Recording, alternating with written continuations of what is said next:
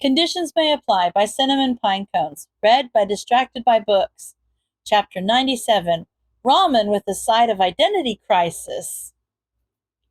He had to wait a week before he could set up a meeting to talk to All Might because the black eye Kachan had given him did not want to leave. Eventually it calmed down enough to be covered up by a touch of concealer.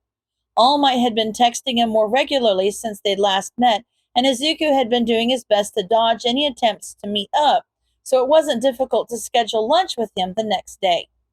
He didn't really know how to properly use concealer, so he just poked at his face until it looked convincing and walked to his old apartment building where All Might said he would meet him. The familiar truck pulled into the lot about 10 minutes after Izuku had arrived, which made him a bit nervous. He was here 15 minutes early again. How was Izuku supposed to explain himself if one day All Might got here before him and watched him come from a direction that definitely wasn't the apartment he was supposedly living in? Whatever, that was a problem to think about when he couldn't sleep. Right now, he had bigger fish to fry. "Afternoon, my boy," All Might greeted him cheerfully. Izuku nodded and smiled before awkwardly replying with his own afternoon. "How do you feel about ramen? There's this place I used to go to when I was at UA. We didn't have lunch rush back in my day, so there wasn't as much of an appeal to eat on campus as there is now. But I thought I'd show it to you anyway," he responded, gracefully ignoring Izuku's fumble. "Sounds good to me," he answered, thankfully sounding more like a regular person would. The drive didn't take very long, and this ramen place was small and quaint, but very busy, which made sense given its location in the city. They had to wait a while to be seated, and Izuku was grateful that they had ended up getting stuffed into a small table placed in what appeared to be a refurbished closet. He supposed there was only so much expanding this place could do if all the surrounding buildings were occupied by other businesses, and they had made the place cozy enough that it was more like a nice little nook than like the broom closet that Izuku suspected it had once been. It was perfect to have a sensitive conversation which Izuku would rather not be eavesdropped on. After they placed their orders, Izuku interrupted their pleasant small talk. "I have a potential problem that you should probably know about," he started.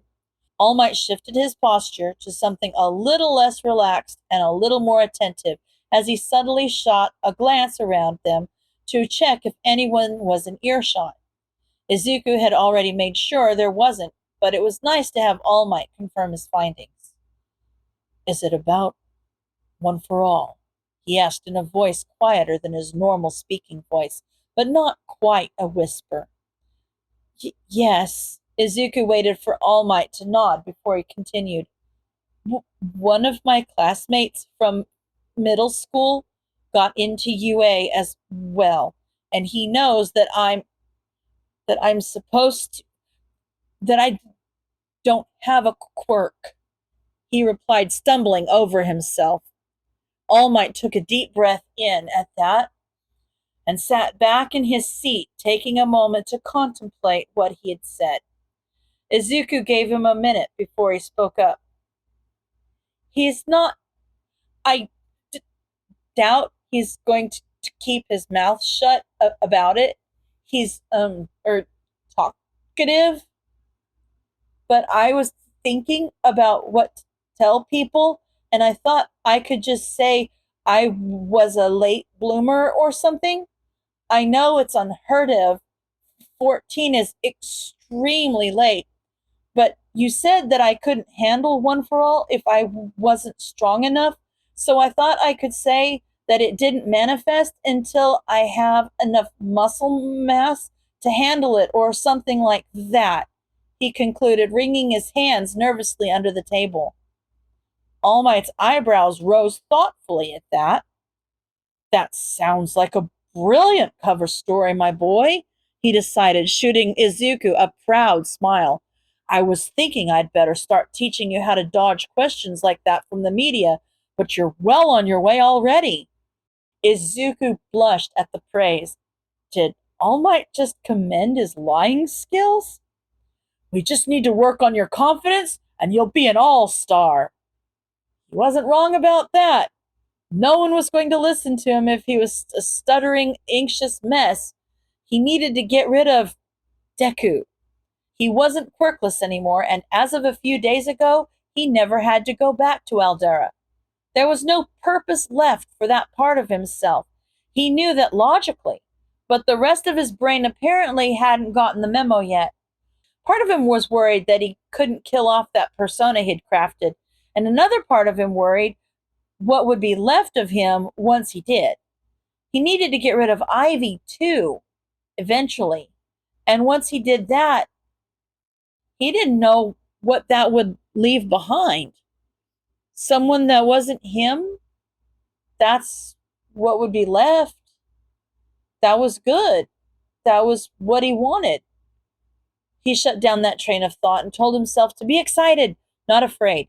He was with All Might right now, and All Might didn't need to deal with his identity crisis. Huh, yeah, you're probably right about that, he said sheepishly, hoping that he hadn't lost too much time in his head for the window of normal response time to have closed. Judging by All Might's face, it hadn't been long enough to have caused concern. Don't worry, young man, you'll get there. One day, no one's even going to remember the symbol of peace. You're going to be something greater than I ever was, All Might said casually as he went back to his bowl of ramen. Izuku was stunned speechless by that. Was he joking? Was All Might trying to make fun of him? That seemed out of character, but he couldn't actually believe that. Could he? It felt like the world stopped spinning as his ears started ringing. He had figured All Might had expected him to go down the path of limelight heroics, but the new number one? That was impossible. There was no way in hell Izuku could ever live up to that. He thought he would end up being a hero like Eraser was, competent in his own right, but more of a background player. He didn't necessarily have his sights set on the underground, but he never deluded himself enough to believe he could be a rank climber. Is that what All Might wanted? He did his best to rein in his anxieties, smiling and nodding whenever something seemed appropriate in the conversation that he was no longer an active participant in. This was good, he rationalized. He didn't know who he was supposed to be, and now he had an outline. That was good. It was somewhere to start. He had plenty of analysis on Limelight heroes since information on them was the most readily available. He knew exactly what made a good persona. This was good. He could work with this. This was good. Once Izuku came back to himself, they went back to pleasant small talk, and All Might refused to let Izuku pay for lunch, which he was secretly grateful for since all of his savings were about to be dumped into tuition fees. He just barely had enough, and he was thankful that he would be old enough to work by the time next year's tuition fees came knocking. When All Might dropped him off, Izuku stood stock still in the lobby for Kami knows how long, trying to come to terms with the fact that he was going to have to completely reinvent himself. He'd done it before with Ivy, but that didn't seem so daunting. And it wasn't so free form either. He wasn't working off of nothing. He became what he needed to be. He responded to the people's reactions. He was calm and gentle when needed, but ruthless when someone was being threatened. And he molded his sarcastic go-with-the-flow attitude to Eraser's staunch stoicism. He didn't think about it when he was doing it. He just did what felt right. He carved himself out to fill in an already present void. But now he needed to craft someone and convince people that that person was someone they liked, someone that they wanted to make a space for in society. Sure, he knew how to do that on paper. He did it with Hawks, and it seemed to be working out well for him. But again, Hawks already had something desirable to work with. Izuku didn't. He could mold himself after All Might, but that would be too on the nose. He didn't need to link himself with him any more than he already had. He could mold himself after Ivy, but he couldn't give Eraser any more connections between himself and Ivy than he was already going to. Deku had nothing worth modeling anything after, and that left Izuku with nothing to work with. When someone came down the stairs from their apartment, Izuku pulled himself back to the present for the nth time today. He couldn't stand here forever. He was going to get kicked out if he did that. Wasting no more time, he headed back out again. He needed to make it to the library on the other side of Mustafa because he had a long day of forging his mother's signature and falsifying documents to send to UA before next week.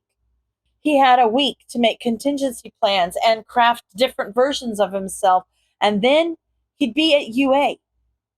He hoped that once he was there, he would be able to fit all of the loose pieces together into someone that fit in with his peers.